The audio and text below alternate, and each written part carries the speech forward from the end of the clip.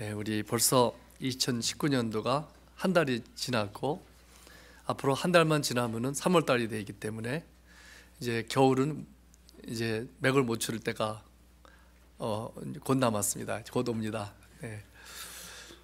참 사계절이 있는 게 좋기도 하고 또 힘들 때도 있고 그렇죠. 오늘 말씀은 우리 예수님과 율법에 관한 말씀 좀 생각해 보고자 합니다. 오늘 말씀 17절에 보면은 예수님께서 하시는 말씀이 내가 율법이나 선지자를 폐하러 온 것이 아니라 완전하게 하려 함이라 오셨다고 했습니다. 우리 예수님의 생애를 보면은 참 모든 것이 하나님의 기록된 말씀을 이루려고 오셨던 것을 알 수가 있습니다. 누가복음 24장 44절에 보면은 부활하신 주님께서 하시는 말씀이 모세의 율법과 선지자의 글과 시편의 나를 가리켜 기록된 모든 것이 이루어져야 하리라 한 말이 이것이라 말씀하셨습니다. 우리 마태복음은 특별히 유대인들을 위해서 쓴 복음서라고 합니다. 그래서 이 말씀들이 그 구약의 말씀 인용된 것이 가장 많은 복음서예요. 복음서 네 중에서. 그래서 우리 마태복음 5장 우리 지금 봤지만 여기까지 이 전해를 쭉 지금까지만 봐도 우리 이 모든 것이 참 하나님의 말씀에 기록된 것을 이루기 위한 것이라고 하는 말씀이 여러 번 볼 수가 있습니다. 예를 들면 마태복음 1장 21절에 보면은 주의 사자가 요셉의 꿈에 나타나서 말하기를 아들을 낳으리니 이름을 예수라 하라. 그가 자기 백성을 그들의 죄에서 구원할 자이심이라. 이렇게 말씀했는데 거기 다음에 보면 뭐라고 썼냐면은 이 모든 일이 된 것은 주께서 선지자로 하신 말씀을 이루려 하심이니. 예수라고 이름을 짓는 것도 다 기록된 말씀이라고 합니다. 또 2장 5절에도 보면은 동방 박사들이 예루살렘에 찾아와서 유대인의 왕이 나신 곳이 어디냐고 물었을 때 서기관들이 대답하기를 유대 베들레헴이라고 이렇게 말했습니다. 그런데 거기도 보면은 그 베들레헴이라는 것도 미가서 5장 3절이죠 아마. 거기에 예언되어 있는 말씀이 이루어지려고 이렇게 이루어진 것입니다. 또 2장 13절에도 보면은 헤롯 왕이 아기 예수를 죽이려고 했을 때 주의 사자가 또 요셉의 꿈에 나타나서 너는 일어나 어머니를 데리고 애굽으로 피하여 갔다가 내가 다시 말할 때까지 거기 있으라고 했습니다. 근데 그것도 보면은 15절에 보면은 이는 주께서 선지자를 통하여 하신 말씀 애굽에서부터 내 아들을 불렀다 함을 이루려 하심이라 이렇게 말씀했고 2장 16절에도 보면은 헤롯이 박사들에게 속은 줄을 알고 그때 당시에 남자아이들 2살 미만은 다 죽이라고 명령을 했습니다. 그것도 17절에 보면 그 다음 절 이제 선지자 예레미야를 통하여 말씀하신 바 라마에서 슬퍼하며 크게 통곡하는 소리가 들리니 이 말씀을 이루려고 했다고 했고 또 23절에도 보면은 나사렛이란 동네에 가서 사니 이것은 선지자로 하신 말씀에 나사렛 사람이라 칭하리라 하심을 이루려 함이로라. 참 놀랍게도 그 특별히 마태복음에는 하나님의 그 기록하신 말씀을 이루려고 다 일어난 예수님께서 탄생하신 것부터 시작해서 어디서 사시고 그런 사건들 행하신 것 또 죽으시고 가장 중요한 것이죠. 죽으시고 부활하시고 다시 오실 것 이 모든 것이 다 성령을 이루려 함이라 이렇게 말씀하고 있습니다. 그래서 예수님께서는 그 예언된 것을 다 이루려고 오신 분이시고 또 그뿐만 아니라 골로새서 2장 16절 17절 보면은 사도 바울은 말하기를 그러므로 먹고 마시는 것과 절기나 초하루나 안식일을 이유로 누구든지 너희를 비판하지 못하게 하라. 이것들은 장래일의 그림자이나 몸은 그리스도의 것이니라. 참 전번에도 말씀드린 것처럼 우리 구약의 모든 어린 양이라든지 제물로 드렸던 짐승이든지 또 그런 성전에서 있었던 그 여러 가지 그릇들이시든지 또 광야에 있었던 반석도 물이 쏟아져 나왔는데 반석은 곧 그리스도라고 고린도전서 10장에 말씀하고 있고 만나도 그렇고 성전에서 있었던 떡이든지 법궤라든지 여러 가지 그 기구들, 참 그것들이 다 예수님의 그림자라고 성경은 말씀하고 있습니다. 근데 오늘 본문 말씀 다시 보면은 이루려고 오신 것도 있는데 한 가지 하시는 말씀이 뭐라 그러시냐면은 내가 율법이나 선자를 폐하러 온 줄로 생각하지 말라. 폐하러 온 것이 아니요 완전하게 하려 함이라. 완전하게 하라는 것은 무엇일까요? 그래서 오늘 또 어떤 의미가 있느냐면은 율법을 폐하려고 오신 것이 아니라는 것입니다. 율법을 이루려고 오셨지 율법은 이제는 소용없다, 필요 없다, 이런 말씀이 아니라는 것을 분명히 말씀하시고 계십니다. 참 우리가 이것은 쉬운 말씀은 아니에요, 해석하기가. 왜냐하면은 또 로마서 7장 같은 데 보면은 우리 법하고는 이제 이혼했다고 하는 그런 말씀이 있어요. 그래서 어떤 면에 그런지 어떤 면에 그렇지 않은지 구별한다는 것은 쉬운 것은 아닙니다. 그러면 우리가 율법의 목적을 우리 아는 것이 쉽지 않지만 굉장히 중요하다고 생각이 듭니다. 율법을 왜 주셨을까? 쉽게 중요한 것을 보면은 구약 시대에 하나님께서 그 율법을 주심으로 율법을 통해서 이런 살인하지 말라, 간음하지 말라, 도둑질하지 말라, 거짓말하지 말라, 탐내지 말라, 이런 것들은 다 이렇게 살라고 하는 것이죠. 이렇게 살라고. 이렇게 살면 복을 받을 것이고 이렇게 살지 않으면 저주를 받을 것이라, 이렇게 법칙을 따라 살라고 하셨던 것입니다. 그러나 하나님께서는 그들에게 이 법들을 지키라, 그리하면 너희가 구원을 받을 것이라고 하신 적은 없습니다. 그 말씀들을, 율법을 잘 지키면은 너희가 구원을 받을 것이다, 그렇게 말씀하시지 않았는데 왜 그럴까요? 그 이유는 세상에 아무도 한 사람도 율법을 온전히 지켜서 구원을 받을 사람이 없기 때문입니다. 그러나 율법의 중요한 목적은 한 가지는 또 무엇인가 하면은 인간의 죄가 어떤지 알게 하기 위해서입니다. 그러므로 율법의 중요한 목적은 바로 율법이 요구하는 것이 무엇인지를 알고 아무도 하나님 앞에서 의롭다 함을 얻을 수 없는 사람인 것을 알게 되어서 나는 하나님의 은혜가 필요하구나, 하나님 그리스도가 필요한 것을 알게끔 하는 데 목적이 있습니다. 그래서 갈라디아서 3장 24절에 보면은 사도 바울은 율법이 우리를 그리스도께로 인도하는 초등교사가 되어 그랬어요. 율법을 통해서 율법이 이런 것을 요구하는구나, 우리는 율법대로 그대로 할 수가 없구나, 완벽할 수가 없구나 하는 것을 알게 될 때 난 그리스도가 필요합니다, 바로 어린 양이 필요합니다, 이것을 알게 된다는 것이죠. 그래서 그 그리스도께로 인도하는 초등교사가 되어 우리로 하여금 믿음으로 말미암아 의롭다함을 얻게 하려 함이라. 그리스도께로 가게 되어서 믿음으로 말미암아 의롭다함을 얻게 하는 것이다 하는 것입니다. 중요한 말씀이죠. 한국에 오래전에 대단히 좀 오래됐는데 어느 큰 교회 목사님이시고 또 신학 교수로 사역하시던 한 분이 있으셨다고 합니다. 그는 교회에서 사례비를 받는 것 대부분을 가난한 사람들을 위해서 썼고 자기 양복은 낡고 구두는 떨어져서 겉모습이 초라했다고 합니다.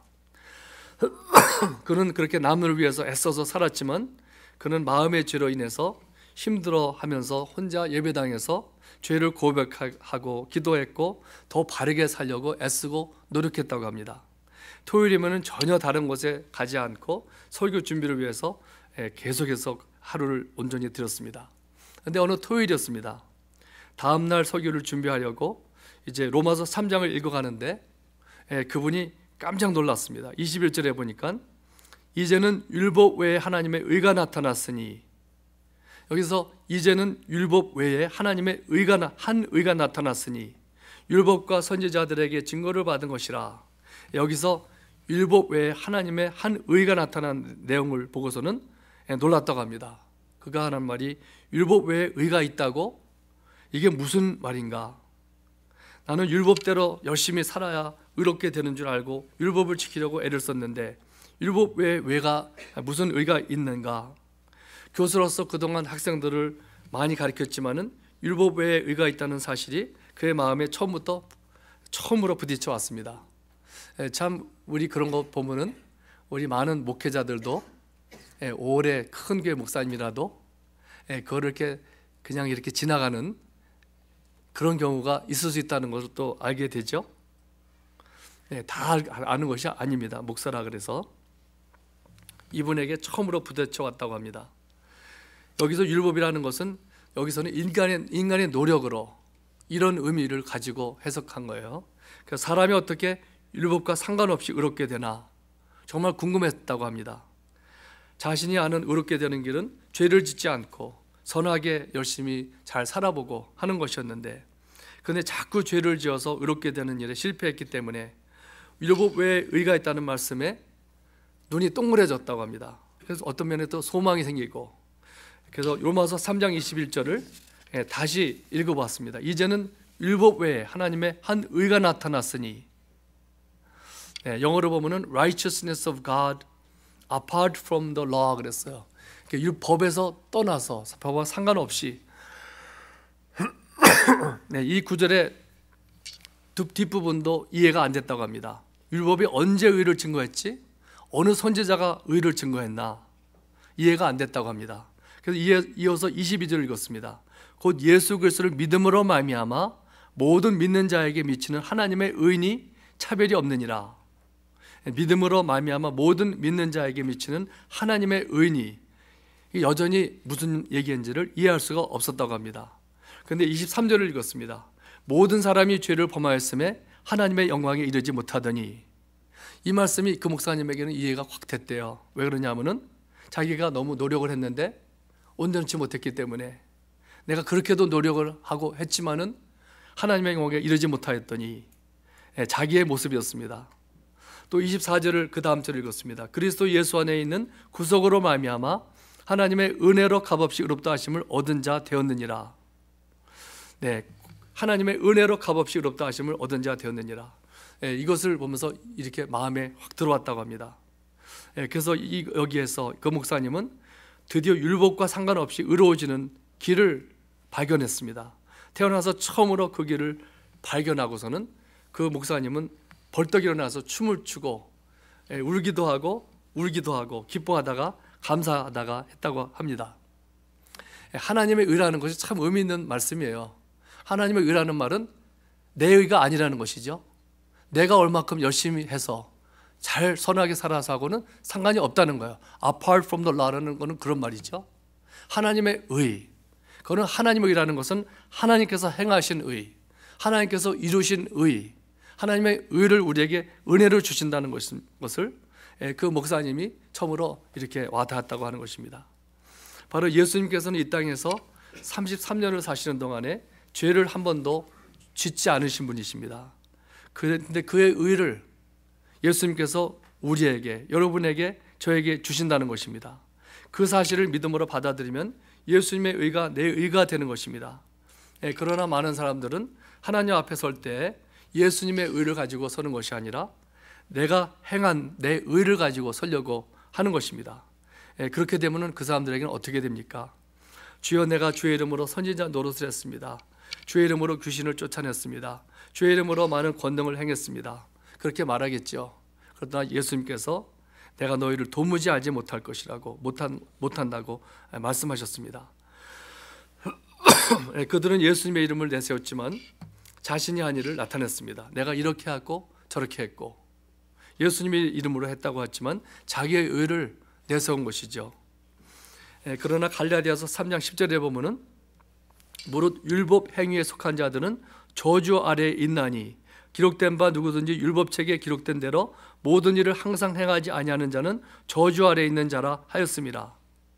또 하나님 앞에서 아무도 율법으로 말미암아 의롭게 되지 못할 것이 분명하니 이는 의인은 믿음으로 말미암아 살리라 하였습니다. 오늘날도 많은 사람들이 자신이 행한 일을 들고 하나님 앞에 서려고 합니다. 나는 누구보다 나쁜 일을 그만큼 안 했습니다. 나는 이따금 좋은 일, 선한 일을 많이 했습니다. 나는 교회에서 헌금도 꽤 했습니다. 주일을 빠진 적이 별로 없습니다. 새벽 기도에도 빠지지 않습니다. 말씀도 꾸준히 잘 읽습니다. 그런 일은 좋은 일이지만, 해야 되는 일이지만 그런 것 갖고 하나님 앞에 설 수가 없다는 것이죠. 의롭다고 할 수가 없는 것입니다. 인간의 힘으로는 절대로 의롭게 되지 못합니다. 그래서 모든 사람이 죄를 범하였음에 하나님의 영광에 이르지 못하더니 이렇게 말씀하고 있습니다. 로마서 10장에서는 이렇게 얘기합니다. 내가 증거하노니 저희가 하나님께 열심히 있으나 지식을 쫓은 것이 아니라 하나님의 의를 모르고 자기 의를 세우려고 힘써 하나님의 의를 복종치 아니하였느니라. 내가 양심껏 살면 되는 줄 알고 내가 마음을 쏟아서 열심히 하나님을 섬기면 될 줄 알지만 실제로는 하나님이 우리에게 주시는 의를 모른다는 것이죠. 하나님의 의를 모르고 지식을 쫓은 것이 아니라 하나님의 의를 모른다는 것입니다. 모르고 자기의 의를 세우려고 힘썼다 그랬어요. 우리 사도 바울도 사울이었을 때 얼마나 의를 자기의 의로 하려고 애쓰고 힘썼습니까? 의로워지려고. 그러나 자기의 의를 의지하는 것이었죠. 왜 그렇게 하는가 하면은 하나님의 의를 모르기 때문에, 아까 그 목사님 것처럼 말씀은 잘 알면서도 하나님의 의가 무엇인지를 모르고 내가 열심히 해보려고 했다는 것입니다. 참 그런 경우가 얼마나 많은지. 우리가 선을 행하고 하나님 일하는 것은 우리가 상을 받는데 그를 결정되는 것이죠. 그래서 그 하는 것은 당연히 해야 되는 것입니다. 그러나 그것으로 의로워지려고 하는 것은 했다가 그것은 할 수가 없는 것이죠. 그래서 하나님 앞에 나갈 때 내 것을 들고 가지 않고 예수님의 것을 가지고 가면은 받아들여 주시는 것입니다. 하나님 앞에 그러나 내가 선하거나 잘한 것을 들고 가면은 그것은 안 되는 것입니다. 그것들은 결국 저주를 불러오기 때문에 다 던져버려야 됩니다. 나는 더럽고 추하지만 나는 죄가 없으신 그가 우리의 죄를 위해 죽으셨고 그 의를 나에게 주셨습니다. 내가 그리고 그 의를 받아들이면 그의 의가 나의 의가 된다고 하셨습니다. 그러므로 내가 믿음으로 의롭다고 받는 것입니다. 이것이 바로 우리 예수님께서 우리 죄악을 가져가시고 십자가에서 그 대신에 그의 의를 우리에게 주신 것입니다. 그래서 하나님은 우리에게 의를 거저 주신 것이죠. 그를 가리켜서 그것을 The Great Exchange라고 합니다. 어떤 사람들이 말해 Great Exchange. 우리의 죄를 짊어지시고 우리는 대신에 그가 의가 되신 것이 우리에게 연합이 돼가지고 우리가 의인이 된 것입니다. 그것이 바로 은혜입니다. 만약 우리가 어떤 값을 치르고 의를 받는다면 그것은 하나님의 은혜가 아닐 것입니다. 그러나 복음에는 하나님의 의가 나타났다고 했습니다. 그렇기 때문에 복음이죠. 복음은 굿뉴스입니다. 굿뉴스는 보면 우리는 거저 주는 것, 내가 뭘 해서가 아니라 그냥 받는 것이 바로 하나님의 그 의이고, 그렇기 때문에 복음인 것입니다. 내가 다른 사람들보다 죄를 더 적게 져서가 아닙니다. 내가 다른 사람들보다 양심이 있고 깨끗하거나 좀 더 선한 일을 많이 해서가 아닙니다. 그래서 나는 이것이 바로 하나님의 복음이구나, 이것이 좋은 소식이고 하나님의 은혜로구나, 하나님 당신의 의를 주셔서 감사합니다. 이제는 나의 의가 아니라 당신의 의를 가지고 있습니다. 그래서 나는 거룩한 사람입니다. 이렇게 받아들이는 사람에게는 바로 의인이 된다고 말씀하십니다. 그래서 로마서 3장 24절에 보면은 그리스도 예수 안에 있는 구속으로 말미암아 하나님의 은혜로 값없이 의롭다 하심을 얻은 자 되었느니라. 이것처럼 중요한 말씀은 없지요. 하나님의 은혜로 값없이 의롭다 하심을 얻은 자 되었느니라. 죄를 짓지 않아서 의롭게 되려면 얼마나 어렵습니까? 노력을 하다가 넘어지고 조심스럽게 살다가 실수하면 또 죄를 지었네, 나는 가망성이 없다, 가능성이 없다. 그러나 예수님이 우리 죄를 가져가시고 그의 의를 나에게 대신 주시기 때문에 아주 쉽게 의인이 되었습니다. 하나님은 우리를 의인이라고 말씀해 주십니다. 다른 사람들이 나를 뭐라고 하는지 상관없습니다. 하나님의 의이기 때문에. 그런데 그렇다고 해서 오늘 말씀 보면은 좀 다른 내용, 거기에 또 완성하는 말씀들이 있는데, 그렇다고 해서 내가 더 이상 죄를 안 짓는다는 것은 아닙니다. 그리고 내가 하나님 앞에서 믿음으로 의인이 됐다고 해서 거저 은혜로 의인이 됐다고 해서 아무렇게나 살아도 되는 것도 아닙니다. 만약에 아무렇게나 살아도 된다고 생각하는 사람은 은혜를 잘못 받은 사람입니다. 이제는 거저 구원을 받았으니까 잘못해도 괜찮다, 죄를 져도 괜찮다, 마음대로 살아도 또 용서를 구하기만 하면 또 용서해 주시니까, 그렇게 생각하는 것은 값싼 은혜라고, cheap grace라고 이렇게 말하죠. 내가 의인이 되는 것, 구원을 받는 것은 너무 귀한 거기 때문에 값으로 잴 수가 없는 것이고, 그것은 나는 거저 받았지만, 나는 쉽게 받았지만, 그러나 쉬운 것이 아닙니다. 절대로 값싼 것이 아닙니다. 예수님께서 우리를 위해서 그 죄값을, 그 더러운 죄값을 치르셨기 때문입니다. 그래서 오늘 말씀 20절에 보면은 이런 말씀이 있습니다. 주님께서 하시는 말씀이, 내가 너희에게 이르노니 너희 의가 서기관과 바리새인보다 더 낫지 못하면 결코 천국에 들어가지 못하리라. 참 이 말씀은 참 챌린지 되는 말씀이죠.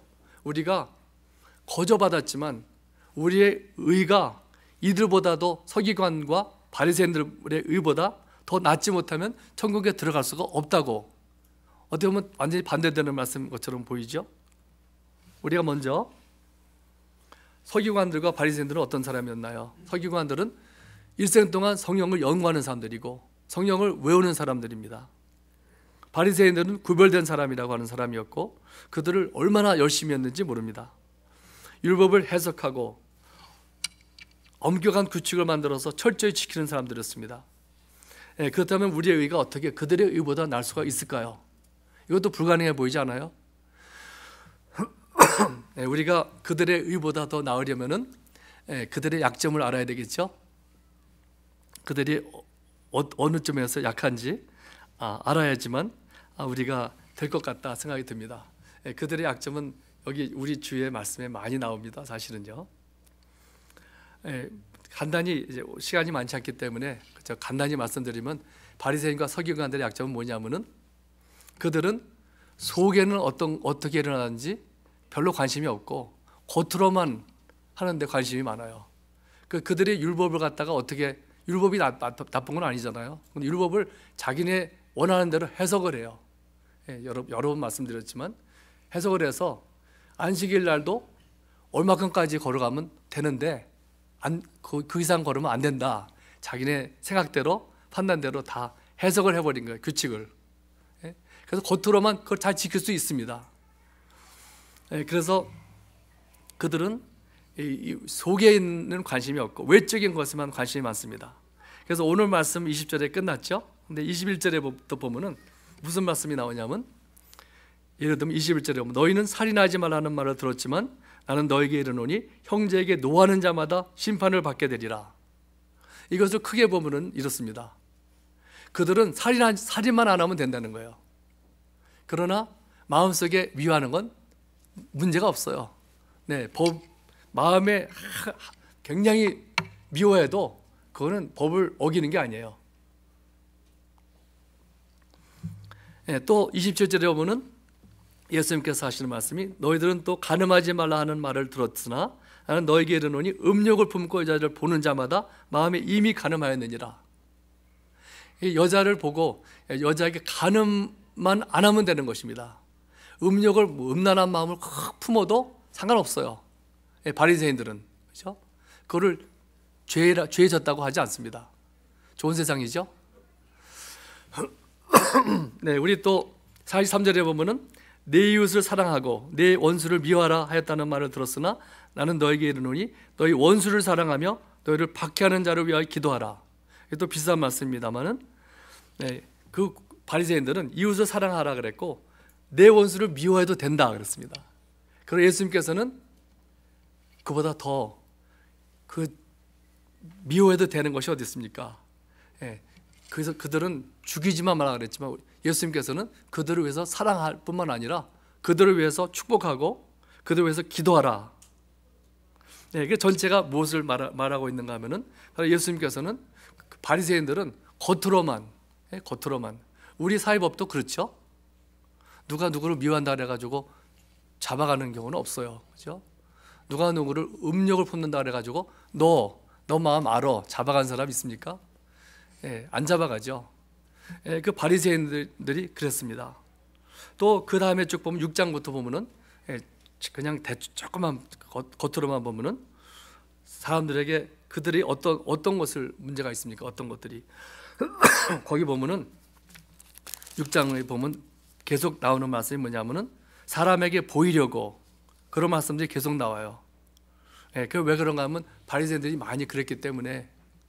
기도할 때도 그랬고, 첫 번째는 1절부터 보면은 구제할 때, 남들을 구제할 때 외식하는 자가 사람에게서 영광을 받으려고 회당과 거리에서 하는 것 같이 너희 앞에 나팔을 불지 말라. 너희들은 이미 상을 받았느니라. 그러니까 그들은 구제할 때 사람들이 볼 때만 하는 거예요. 그죠? 안 볼 때 하면은 그게 뭡니까? 요새는 신문에 나야지만 하는 거죠. 큰 부자들이, 그죠? 신문에 나지 않고 뉴스에 안 나면 그거 왜 합니까? 우리 인간의 생각은 그렇잖아요.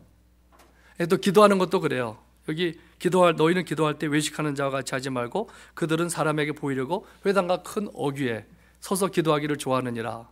이런 말씀을 하시는 것은 무엇이냐? 공통된 점은 바리새인들은 기도를 할 때에도 골방에서는 기도 안 해요.